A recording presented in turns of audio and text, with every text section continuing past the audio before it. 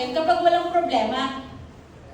Ang kapayapaan natin nakadepende sa Diyos na meron tayo. Amen. Amen?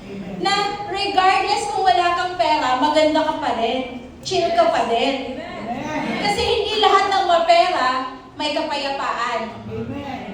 Amen?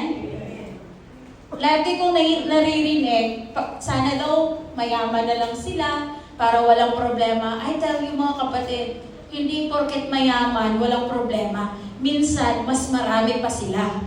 Amen. So let us not always connect our peace doon sa mga bagay na material. Na parang feeling natin kapag meron ako nito, kapag well off ako, payapa na ang buhay ko. No. Tingnan mo yung mga contractor ngayon. Well off yan, pero hindi payapa ang buhay.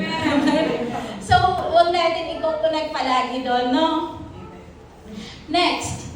Ayan. How to achieve perfect peace despite external